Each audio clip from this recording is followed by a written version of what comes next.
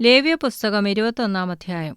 യഹോവ പിന്നെയും മോശെയോട് അരുളിച്ചെയ്തത്, അഹരോന്റെ പുത്രന്മാരായ പുരോഹിതന്മാരോട് പറയേണ്ടതെന്തെന്നാൽ, പുരോഹിതൻ തന്റെ ജനത്തിൽ ഒരുവന്റെ ശവത്താൽ തന്നെത്താൻ മലിനമാക്കരുത്. എന്നാൽ തന്റെ അമ്മ, അപ്പൻ, മകൻ, മകൾ, സഹോദരൻ, തനിക്ക് അടുത്തവളും ഭർത്താവില്ലാത്ത കന്യകയുമായ സഹോദരി എന്നിങ്ങനെയുള്ള ഉറ്റ ചാർച്ചക്കാരാൽ അവന് മലിനനാകാം. അവൻ തന്റെ ജനത്തിൽ പ്രമാണിയായിരിക്കയാൽ തന്നെത്താൻ മലിനമാക്കി അശുദ്ധനാക്കരുത്. അവർ തലമുടി വടിക്കുകയും താടിയുടെ അറ്റം കത്രിക്കുകയും ശരീരത്തിൽ മുറിവുണ്ടാക്കുകയുമരുത്. തങ്ങളുടെ ദൈവത്തിന്റെ നാമത്തെ അശുദ്ധമാക്കാതെ തങ്ങളുടെ ദൈവത്തിന് വിശുദ്ധന്മാരായിരിക്കണം. അവർ തങ്ങളുടെ ദൈവത്തിന്റെ ഭോജനമായ യഹോവയുടെ ദഹനയാഗങ്ങൾ അർപ്പിക്കുന്നു. ആകയാൽ അവർ വിശുദ്ധന്മാരായിരിക്കണം. വേശ്യയെയോ ദുർനടപ്പുകാരുത്തിയെയോ അവർ വിവാഹം കഴിക്കരുത്. ഭർത്താവ് ഉപേക്ഷിച്ചു കളഞ്ഞവളെയും വിവാഹം കഴിക്കരുത്. അവൻ തന്റെ ദൈവത്തിന് വിശുദ്ധനാകുന്നു. അതുകൊണ്ട് നീ അവനെ ശുദ്ധീകരിക്കണം. അവൻ നിന്റെ ദൈവത്തിന് ഭോജനം അർപ്പിക്കുന്നവനാകയാൽ നീ അവനെ ശുദ്ധീകരിക്കണം. അവൻ നിനക്ക് വിശുദ്ധനായിരിക്കണം. നിങ്ങളെ ശുദ്ധീകരിക്കുന്ന യഹോവയായ ഞാൻ വിശുദ്ധനാകുന്നു. പുരോഹിതന്റെ മകൾ ദുർനടപ്പു ചെയ്ത് തന്നെത്താൻ അശുദ്ധയാക്കിയാൽ അവൾ തന്റെ അപ്പനെ അശുദ്ധനാക്കുന്നു. അവളെ തീയിലിട്ട് ചുട്ടുകളയണം. അഭിഷേകതൈലം തലയിൽ ഒഴിക്കപ്പെട്ടവനും വസ്ത്രം ധരിപ്പാൻ പ്രതിഷ്ഠിക്കപ്പെട്ടവനുമായി തന്റെ സഹോദരന്മാരിൽ മഹാപുരോഹിതനായവൻ തന്റെ തലമുടി പിച്ചിപ്പറിക്കുകയും വസ്ത്രം കീറുകയുമരുത്.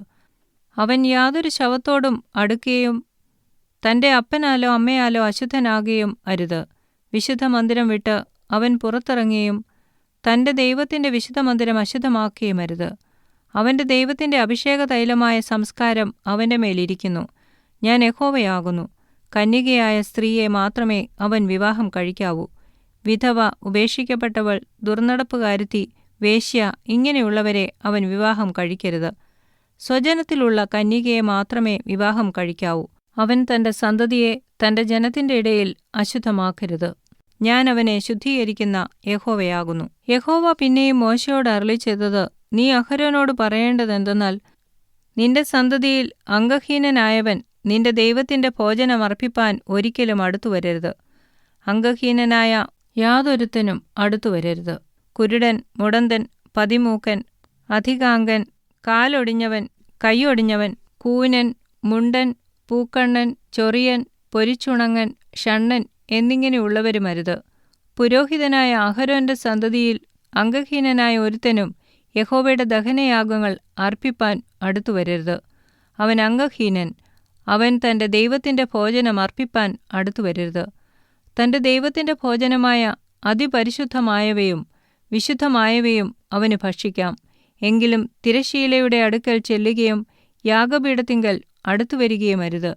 അവൻ അംഗഹീനനല്ലോ. അവൻ എന്റെ വിശുദ്ധ സാധനങ്ങളെ അശുദ്ധമാക്കരുത്.